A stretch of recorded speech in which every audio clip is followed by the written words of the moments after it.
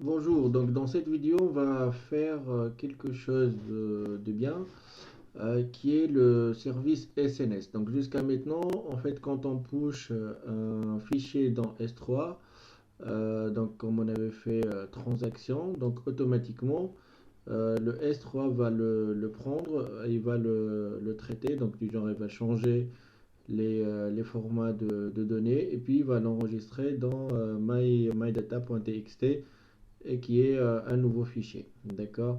Mais ce qu'on va faire maintenant, c'est que une fois on enregistre ce fichier, donc là, on voudrait bien avoir une information, une notification du coup. Donc cette notification sur Amazon, on pourrait l'avoir de plusieurs façons. Donc SMS, email, ainsi de suite. Donc nous, on va prendre une notification par email. C'est-à-dire, une fois ce process-là réussi, donc success, on va recevoir un mail où il va nous dire que voilà, on a bien un nouveau fichier stocké et traité dans le bucket S3. Voilà. Donc, on va faire tout ça. Pour commencer, on va sur les IAM. Donc, on va dans IAM, plus précisément rôle. Et donc, je vais vers rôle. Je trouve le rôle S3 Lambda CloudWatch Role. Et donc, je vous rappelle que ce rôle-là contient jusqu'à maintenant les full access de S3 et de CloudWatch. Donc là, maintenant, on va ajouter le service SNS. Donc ce rôle-là, il est actuellement utilisé par Lambda, comme voilà, comme on l'avait créé. Donc on va ajouter le SNS full, full access. Voilà. Donc là maintenant, quand j'attache ça, le lambda va avoir droit à tout faire sur SNS. Donc, c'est-à-dire, elle va pouvoir envoyer les SMS ou bien les emails. Et puis, on pourrait faire aussi l'inverse. Donc là, j'ai donné des full access. Ok, donc je reviens sur le lambda. Donc là, j'ai mon lambda qui s'appelle, voilà. Donc là, elle a d'autres d'autres droits. Je vais quand même maintenant sur le service Simple Notification Service. Là, pour le coup, il me dit, voilà, créer un topic. Donc, un topic, c'est quoi? C'est un ensemble, c'est un ensemble, on va dire, oui, c'est un ensemble des règles sur lesquelles les gens s'inscrivent pour avoir des notifications justement. Donc par exemple, si je fais un premier topic, admettons que par exemple, dans le prod, nous on fait un topic, par exemple, quand un nouveau utilisateur vient de s'enregistrer, donc là on fait un topic de tout ce qui est enregistrement. Si par exemple une abuse de ces, donc quelqu'un qui s'abuse de nos services, donc là on fait un topic où il nous informe que voilà il y a un potentiel problème. Donc on pourrait faire plusieurs topics comme ça. Dans les e-commerce aussi, c'est beaucoup utilisé, enfin pas mal de choses. Nous ici, on va l'utiliser pour justement quand on a un fichier qui s'enregistre dans S3, on va avoir une information. D'accord? Donc le topic, on pourrait le nommer S3, S3 euh, pool, pool file par exemple. Voilà, pool files. Voilà, donc ça, je donne un nom de topic, donc c'est simple. Après, le traitement des emails par le topic, il y a plusieurs façons. Il y a l'algorithme FIFO, c'est-à-dire si beaucoup des gens qui s'inscrivent, eux, ils vont utiliser ce service.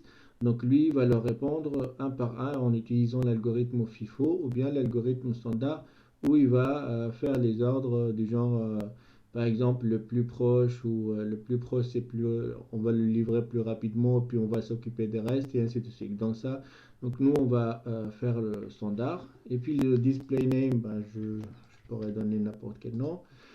D'autres services comme les encryptions d'email, des policies, des deliveries selon un protocole bien défini et aussi les tags. Donc ça, je laisse par défaut. Donc là, je crée le topic.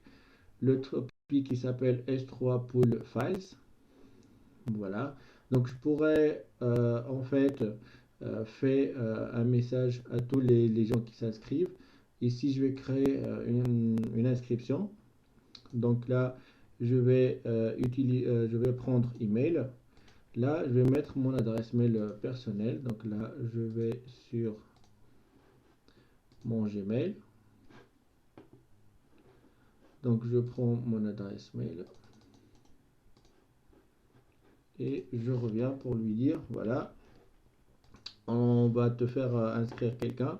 Et donc le quelqu'un, c'est cette adresse mail sur le topic S3 full topic. Donc lui, il affecte, il le colle un peu plus de string pour avoir un ARN complet. Donc c'est un identifiant de SNS qui est unique.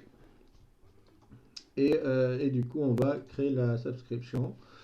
Donc ici, pour le coup, donc quand on revient ici, on va trouver que justement, on a un mail, on a quelqu'un qui est en pending confirmation. Donc on va revenir pour voir si on a reçu un mail.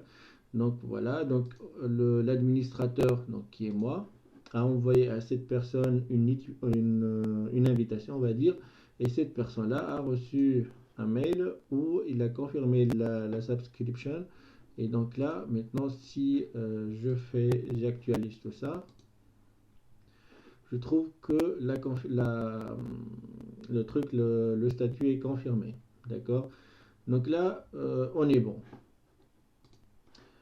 Et donc, puisque le lambda function reçoit donc actuellement les droits de SNS en full access, donc ça, on pourrait faire la chose suivante. On pourrait justement continuer notre code. Là, septièmement, on avait dit, je vais faire un peu.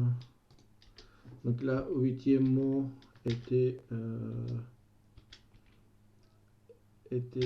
transform ou bien save data into new file. Maintenant, neuvièmement, ce qu'on va ajouter, send email notification. D'accord? Donc ici, on va pouvoir mettre un bout de code pour pouvoir recevoir, en fait, ou bien envoyer une notification. Ok, donc on peut nommer SNS ARN. Donc ça ici, il faut donner l'ARN, donc c'est-à-dire le nom complet de notre topic. Voilà. Après, il faut qu'on va utiliser aussi le client. C'est comme on avait fait ici, du genre prendre le client machin. Donc ici, on va faire à peu près pareil pour dire ça, c'est c'est de voilà, service SNS par exemple. Voilà, on peut nommer comme ça, boto3 le client en service SNS. D'accord. Donc le service SNS n'a pas vraiment de région. Donc on laisse vide. Donc là, on va prendre alors le client égale boto3.client.sns. D'accord.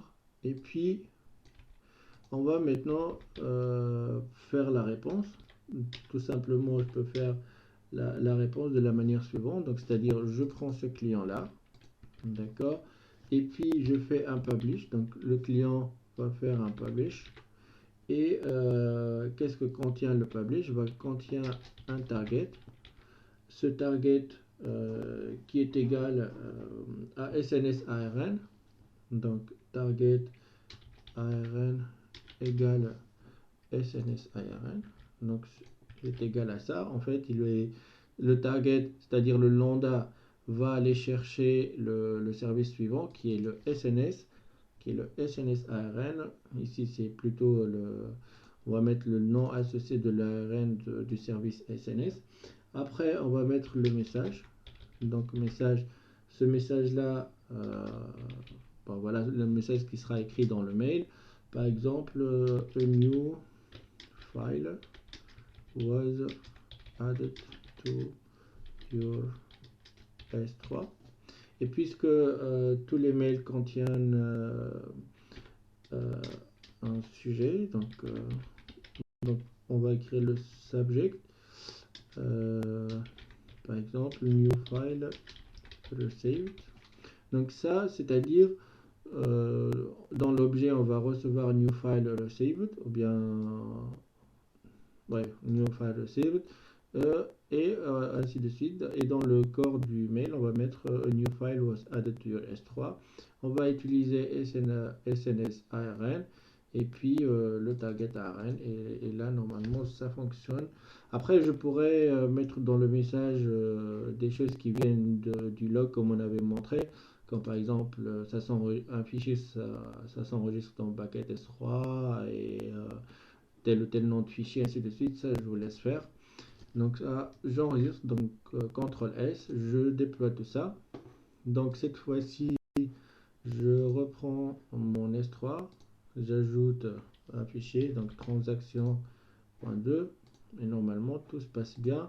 On va devoir recevoir un mail. Donc on va attendre notre mail. On pourrait toutefois revenir pour voir si on n'a pas d'erreur. Et là, on n'a pas d'erreur. Donc je reviens ici.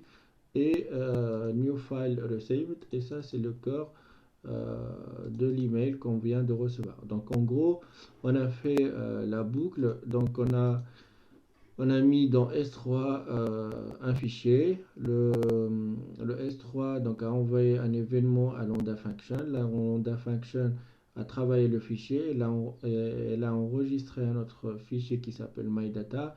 Et puis, puisque ça réussit, donc elle a envoyé un mail pour dire que voilà, tu as un nouveau fichier qui était ajouté dans le S3. Voilà, donc c'est ça le process.